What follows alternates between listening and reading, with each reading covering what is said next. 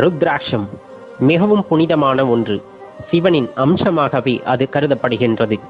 அதை அணிவதில் பலருக்கும் பலவிதமான சந்தேகங்கள் இருக்கக்கூடும்.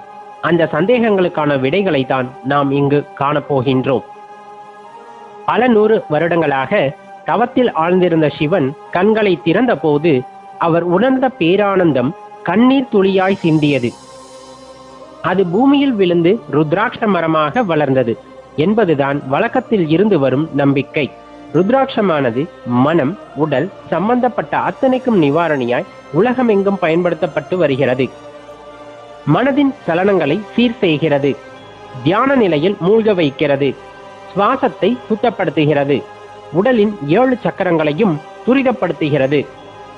இதில் நமக்கு இருக்கும் ஐயப்பாடு என்னவென்றால், இதை யாரெல்லாம் அணியலாம், எப்போதெல்லாம் அணியலாம் என்பதுதான்.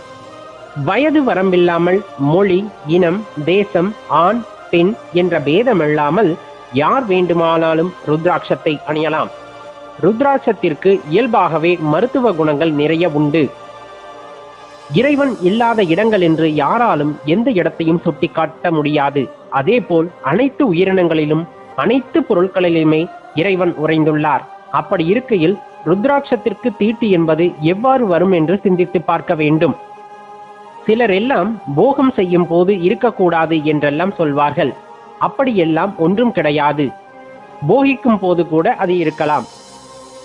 இயற்கையாக கிடைக்கும் ருத்ராட்சத்தை அணிபவர்களுக்கு அதன் அத்தனை நன்மைகளுமே கிடைக்கின்றன என்று கூறப்படுகிறது.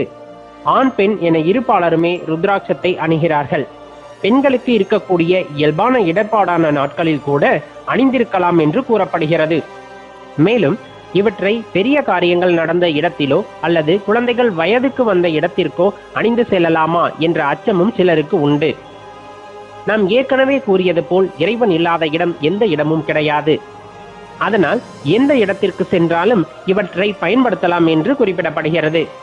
ஆனால் ருத்ராட்சத்தை தங்கம் அல்லது வெள்ளியில் கட்டி அணியும் போது, மந்திர உபதேசம் பெற்று குருநாதர் கையில் இருந்து வாங்கி அணியும் போதெல்லாம் கவனத்துடன் இருக்க வேண்டும்.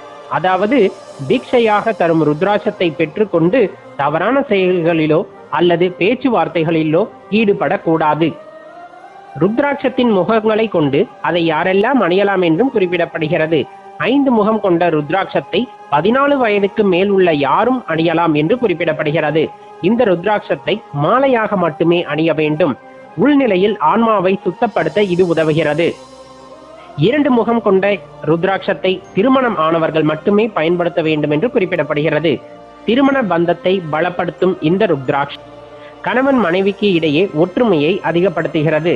இதை கணவன் மனைவி இருவரும் அணியலாம் என்றும் குறிப்பிடப்படுகிறது. 6 முக ருத்ராட்சம். 6 முகங்களை கொண்ட இந்த ருத்ராட்சத்தை 14 வயதுக்கு கீழ் இருப்பவர்கள் அணிய வேண்டும் என குறிப்பிடப்படுகிறது. மன வளர்ச்சியையும் உடல் வளர்ச்சியையும் இது அதிகரிக்க செய்கிறது. 2 ருத்ராட்சங்கள் ஒட்டி இருப்பது போல் காணப்படும் ருத்ராட்சத்தை 14 வயதுக்கு மேல் இருக்கும் அனைவரும் அணியலாம். இது ஈடா பிங்களா என்ற சக்தி நாடிகளை சமநிலைக்கு கொண்டு வர உதவுகிறது. உடலில் உள்ள 7 சக்கரங்களையும் துரிதப்படுத்துகிறது. ருத்ராட்சத்தை பதப்படுத்துதல் என்பது மிகவும் அவசியமான ஒன்றாகவே கருதப்படுகிறது. அதாவது புதிதாய் இருக்கும் ருத்ராட்சத்தை சுத்தமான நெய்யில் 24 மணி நேரம் ஊற வைக்க வேண்டும். கொழுப்பு நீக்கப்படாத பாலில் இன்னும் 24 மணி நேரம் ஊற வைக்க வேண்டும். பிறகு சுத்தமான துணியில் துடைத்து அணிந்து கொள்ளலாம். 6 மாதத்திற்கு ஒரு முறை இப்படி செய்ய வேண்டும். சுடுநீரிலோ சோப்போ படாமல் பார்த்து கொள்ள வேண்டும். மற்றபடி எந்த விதிவிலக்குமின்றி எல்லா நேரங்களிலும் ருத்ராட்சத்தை அணிந்திருக்கலாம். இதற்கு வாழ்க்கை முறையிலோ அல்லது உணவு முறையிலேயோ எந்தவித கட்டுப்பாடும் இல்லை. இதை கழுத்தில் மட்டுமே அணிய வேண்டும். எந்த ஒரு உலோகத்திலும் ருத்ராட்சம் படாதபடி பார்த்து கொள்ள வேண்டும். கவனமாக கையாளவில்லை என்றால் ருத்ராட்சம் எளிதில் சேதமடைந்துவிடும். உடைந்து விரிசல் விட்ட சேதமடைந்த ருத்ராட்சத்தின் சக்திகள் நல்லதல்ல. அவற்றை அணியாமல் இருப்பதே நல்லது. இரத்த அழுத்தத்தை கட்டுப்படுத்தக்கூடிய சக்தியும் மன அழுத்தத்தை குறைக்கும் சக்தியும் ருத்ராட்சத்திற்கு உண்டு. பக்கவாதத்திற்கு முந்தைய காலகட்டத்தில் ருத்ராட்ச மாலையை உடம்பு முழுவதும் தேய்த்து விடும் போது அது சரியாகின்றது. இன்றைக்கும் தரமான பழமை வாய்ந்த சித்த வைத்தியர்களால் கால் முடக்கம், கை முடக்கம் இதற்கெல்லாம் மருந்தும் கொடுத்து ருத்ராட்ச மாலையால் கை கால்களை உருவி மருத்துவம் அளிக்கும் வழக்கமெல்லாம் இன்றைக்கும் இருக்கிறது. சீரான இரத்த ஓட்டங்கள், கால் மரத்து போகாமல் இருப்பதற்கு போன்றவற்றிற்கும் ருத்ராட்சம் பயன்படுத்தப்படும். ருத்ராட்சத்தின் சிறு துளியை இழைத்து உள்ளுக்குள் சாப்பிடும் போது நோய் எதிர்ப்பு சக்தி எல்லாம் அதிகரிக்கிறது என்றே குறிப்பிடப்படுகிறது. உடலிற்கு ஒரு மினுமினுப்பை கொடுக்கும். இது போன்ற மருத்துவ குணங்கள் ருத்ராட்சத்திற்கு உண்டு. அதனால் இதனை யார் வேண்டுமானாலும் அணியலாம். சிலர் அறியாமையாலோ அல்லது சைவ மதத்தின் மீது கொண்ட அவநம்பிக்கையினாலோ ருத்ராட்சத்தை பற்றிய மதிப்புகளை குறைக்கும் பொருட்டு சில கட்டுப்பாடுகள் உள்ளன. இவர்கள் மட்டுமே இவற்றை உபயோகப்படுத்த வேண்டும், இந்த இடங்களில் மட்டுமே பயன்படுத்த வேண்டும் என்று தவறான கண்ணோட்டங்களை உருவாக்கி உள்ளனர். அவற்றையெல்லாம் புறந்தள்ளிவிட்டு சிவமே ஐக்கியம் என்று ஆனவர்கள் யாராயினும், சிவன் மீது மாறாத அன்பு கொண்டவர்கள் யாராயினும் இந்த ருத்ராட்சத்தை எந்த நேரத்திலும், எந்நாளும், எந்த வேளையிலும் அணிந்திருக்கலாம் என்பதை உண்மையான கூற்று. சிவபெருமான், சிவன் இந்த மாதிரி இந்த வார்த்தைகளை எல்லாம் கேட்கும் பொழுது நாம் ஒரு வினாடி அல்லது அதற்கும் குறைவாக ஒரு ஸ்தம்பித்து நிற்கக்கூடிய அந்த நிலைமையானது நம்முள் இருக்கிறது. அப்படிங்கும் போது நம் பெரிய அதிர்ஷ்டசாலிகள். கண்டிப்பாக இது அடியார்கள் எல்லாத்துக்குமே நிகழக்கூடிய ஒரு விஷயம். எந்த இடத்துல இருந்தாலும் யாராவது ஒருவர் ஓம் நம சிவாய அப்படின்னு சொன்னாங்கன்னா டக்குன்னு நம்ம திரும்பி பார்ப்போம். நம்ம அறியாமல் நம் வாயில் அந்த மந்திரமானது வரும். யாராச்சும் ஒருத்தரை சிவா அப்படின்னு கூப்பிட்டா போதும், நம்ம அந்த சிவபெருமான் நம்மளை கூப்பிடுவதாக உணர்ந்து திரும்பி பார்ப்போம். இந்த மாதிரி நிறைய அனுபவங்கள் எல்லாரோட வாழ்க்கையிலும் ஏற்பட்டிருக்கும். அடியார்கள் உருகி அவரையே நினைத்திருக்கும் பொழுது எந்த பெயரை சொன்னாலும், எந்த மந்திரத்தை சொன்னாலும் அது அவர் நாமமாகவே தோன்றும். அதில் எந்த மாற்று கருத்துமே இல்லை. நம்ம எந்த தெய்வத்தோட பெயரை சொன்னாலும் நம்ம கண்ணு முன்னாடி நிற்கிறவர் யார் அப்படின்னா எம்பெருமான் ஈசன் தான் அப்படிங்கிற அந்த நிலைமைக்கு வந்து விடுவோம். பிறவா நிலை வேண்டும் இறைவா, உன்னையே சரணடைய வேண்டும் இறைவா, இந்த பிறவி அப்படிங்கிறது என்னை எரிக்கிறது, நான் இந்த அனலில் தகித்து கொண்டிருக்கின்றேன், என்னால் முடியாது இந்த உடலோடு இருப்பதற்கு அப்படின்னு அந்த ஏக்கத்தோடு இருப்பவர்களுக்கு அந்த இறைவனின் அருட்கடாட்சம் கிடைக்கும். இந்த பூத உடலை விட்டு உன் பாதத்தை சேர்ந்தடைய வேண்டும் என்ற எண்ணத்தில் இருப்பவர்களுக்கு சிவபெருமானோட அருட்கடாட்சம் உண்டாகும். அதற்கான வழிகளையும் அவர் ஏற்படுத்தி தருவார். மாறாக இறைவன் இல்லை என்று கூறுபவர்களுக்கோ அல்லது இறைவனை என்னால் உணர முடியவில்லை, நான் எது செய்தாலும் இறைவனை என்னால் உணர முடியவில்லை அப்படின்ட்டுலாம் இருக்கிறவங்களுக்கோ, அல்லது எந்த நினைவும் இல்லாமல் ஆடம்பரத்தில் திளைத்து கொண்டிருப்பவர்களுக்கோ, இன்னும் என்னென்ன காரண காரியங்களால் இறைவனை மறந்திருப்பவர்கள் யாவரும் மாயைக்கு ஆட்பட்டவர்களாக இருக்கிறார்கள்.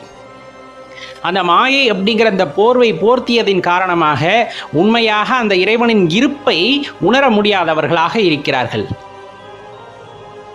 அப்படி இல்லாமல் இறைவனை சரணடைந்து இறைவனை அடைய வேண்டும் என்ற எண்ணம் ஒருவருக்கு உண்டாகின்றது என்றால் அந்த மாயையிலிருந்து விடுபட்டு வருகிறார்கள். அந்த பிறவா நிலையை தரக்கூடிய பெருமான் ஈசனை சரணடைய நினைக்கிறார்கள். அப்படிங்கும் போது எவ்வளவு பெரிய விஷயமா இருக்கும். இதில் யாருக்கு இறைவன் வழிகாட்டுவர்? எல்லாத்துக்குள்ளேயும் இறைவன் இருந்தாலும் யார் எதை தேடுகிறார்களோ அதற்கான வழியைத்தான் இறைவன் கொடுக்கின்றார். யார் எதை தேடுகிறார்களோ அதற்கான வழியை இறைவன் காட்டுகின்றார். எனக்கு பணம், பொருள், இந்த மாதிரி இன்பம் வேணும் அப்படின்னா அதற்கான வழியையும் காட்டுகின்றார்.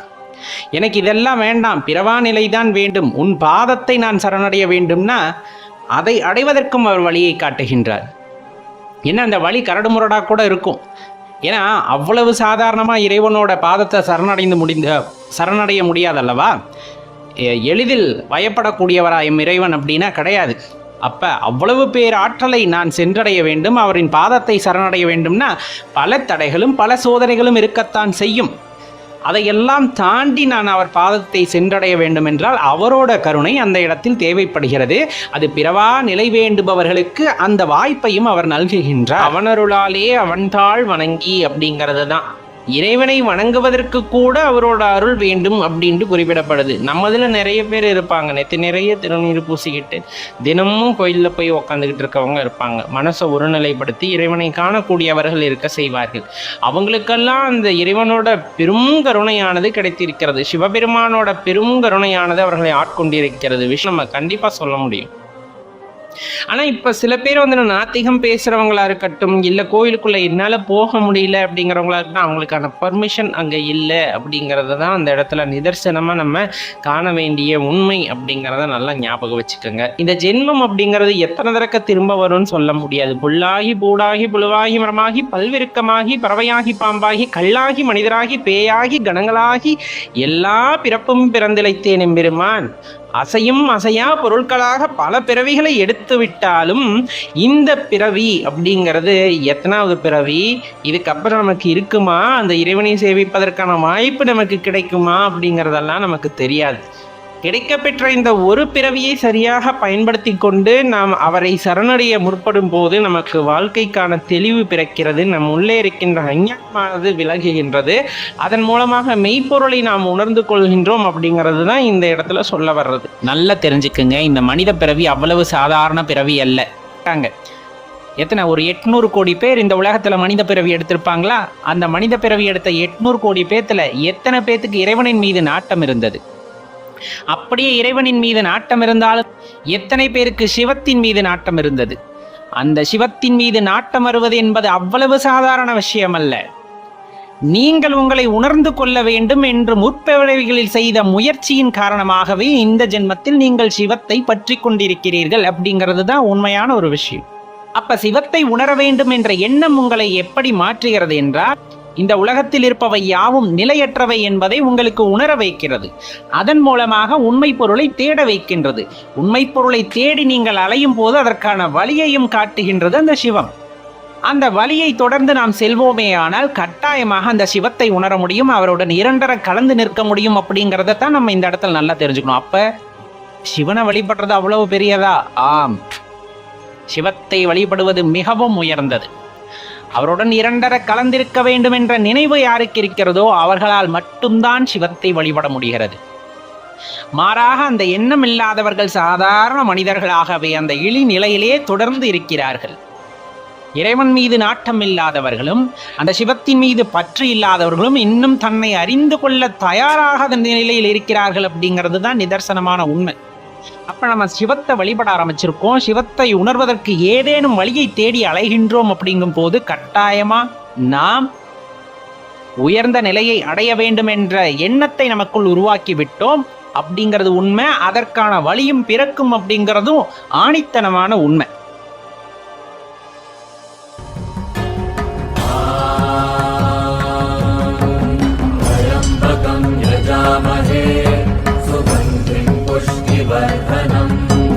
पूर्वारुकमिव बन्धनान् मृत्योर्मुक्षीयमामृतात्